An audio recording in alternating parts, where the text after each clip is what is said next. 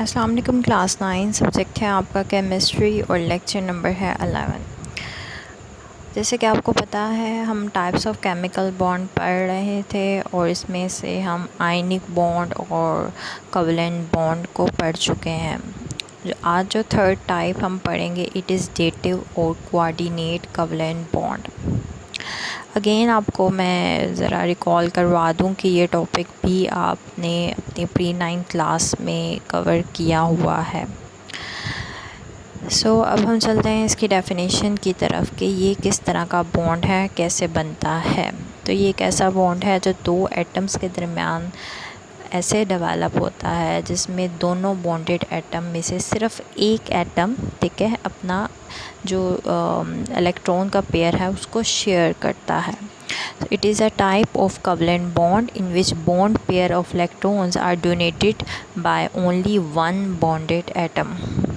तो ये एक रिलेशन डेवलप होता है बिटवीन टू एटम्स, ठीक है, जिसमें से एक एटम एक्ट करता है एज अ डोनर और दूसरा एटम एक्ट करता है एज अ एक्सेप्टर, ठीक है।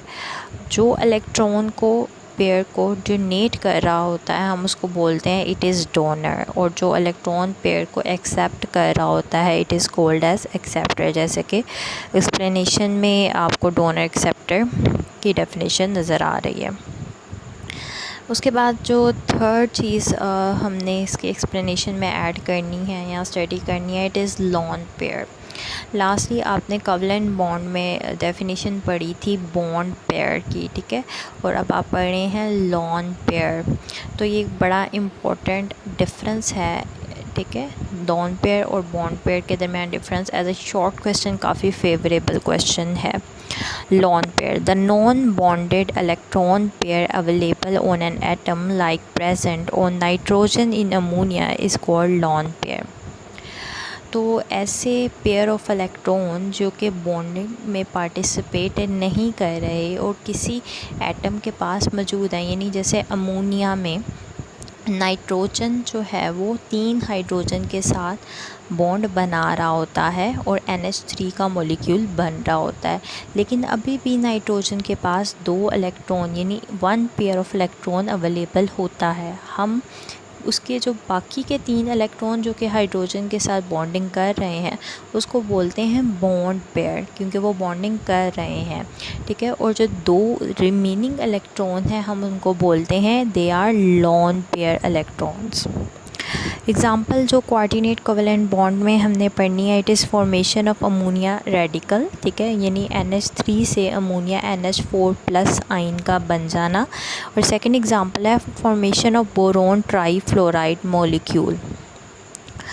अब ये आप अपने टेक्स्ट से इसकी डिटेल पढ़ते हैं, ठीक है। जो फर्स्ट वाली इक्वेशन आपको नज़र आ रही है उसमें बताया गया है फॉर्मेशन ऑफ अमोनियम आयन, ठीक है। अब देखें आप इसमें अमोनिया है NH3, इसके 3 इलेक्ट्रॉन जो कि डॉटेड ब्लैक में है वो 3 हाइड्रोजन से बॉन्ड कर रहे हैं, और रेड में जो शो किए गए हैं 2 डॉट वो उसके लोन पेयर हैं जो किसी के साथ पार्टिसिपेट नहीं कर रहे। अब अमोनिया का मॉलिक्यूल जैसे ही किसी प्रोटॉन के साथ जो है उसकी बॉन्डिंग होती है तो वो फ़ौरन अपना लोन पेयर प्रोटॉन को शेयर कर देता है, ठीक है, और इस तरीके से जो बॉन्ड बनता है उसे बोलते हैं कोऑर्डिनेट कोवलेंट बॉन्ड। हमेशा जो एरो होता है इसमें रिप्रेजेंटेशन जिस वे में शो की जाती है वो हमेशा उसकी डायरेक्शन जो एरो की होती है वो फ्रॉम डोनर टू एक्सेप्टर होती है। जैसे कि यहाँ आप देख सकते हैं अमोनिया डोनर है और जो हाइड्रोजन प्रोटॉन है आपका वो एक्सेप्टर है, तो एरो की डायरेक्शन भी उसी फॉर्म में दिखाई गई है। इसके जो प्रोडक्ट को शो किया जाता है वो एक प्रोडक्ट होता है और उसको ब्रैकेट में शो किया जाता है और ऊपर प्लस का साइन डाला जाता है जिसको हम बोलते हैं अडक्ट, ठीक है। ये तो एग्जांपल होगी आपके पास formation of ammonia. Next example है formation of boron trifluoride BF3 molecule, ठीक है। इसको आप स्टडी करते हैं हम। यहाँ पर अगेन अमोनिया रिएक्ट कर रहा है बोरोन ट्राईफ्लोराइड BF3 के साथ। अमोनिया का हम अभी डिस्कस किया है कि उसके पास एक लोन पेयर मौजूद होता है। बोरोन ट्राईफ्लोराइड में देख लेते हैं, बोरोन के पास जो है वो टोटल 5 इलेक्ट्रॉन्स होते हैं। फर्स्ट वाले शेल में 2 इलेक्ट्रॉन्स हो गए और जो उसका वैलेंस शेल है उसमें 3 इलेक्ट्रॉन्स होते हैं।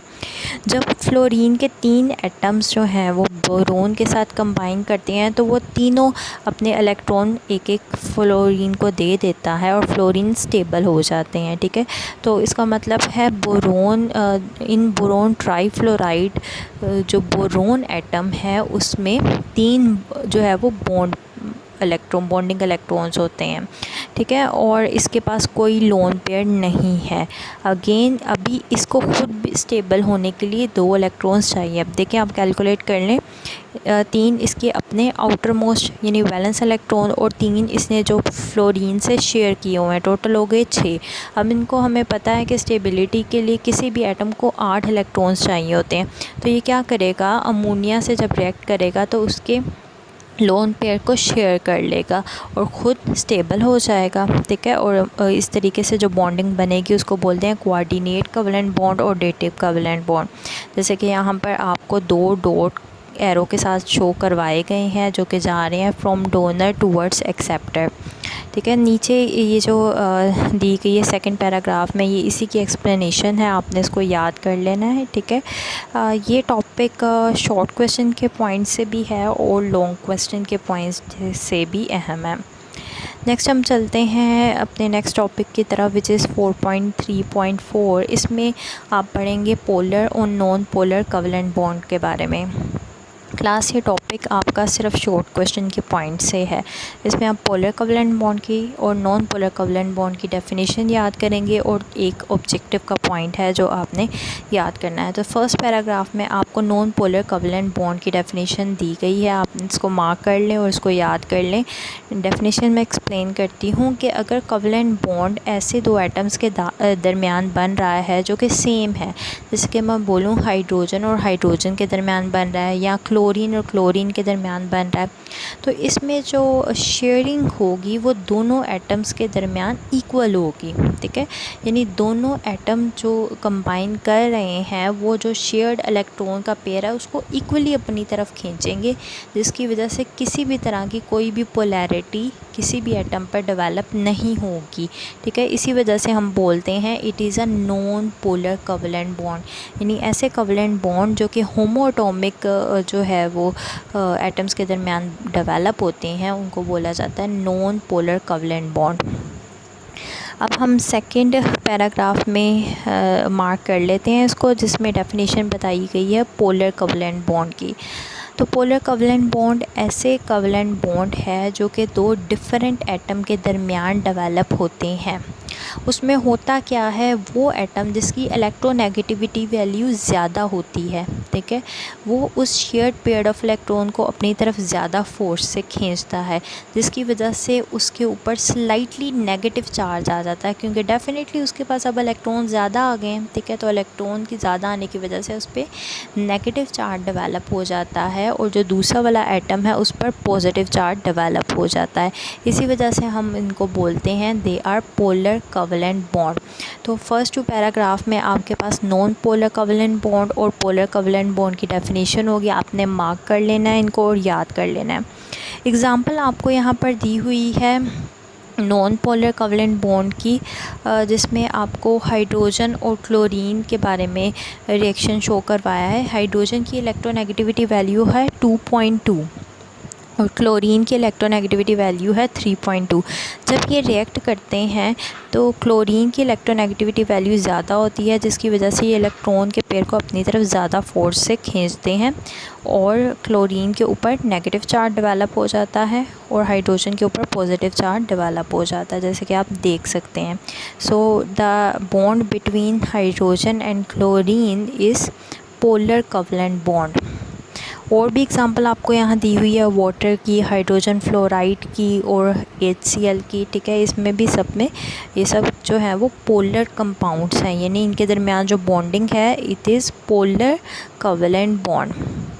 ऑब्जेक्टिव का पॉइंट आपने यहाँ पर मार्क कर लेना है। Delta sign indicates partial positive और पार्शियल नेगेटिव चार्ज, ठीक है। यानी डेल्टा साइन क्या बताता है, ये वो चीज़ है।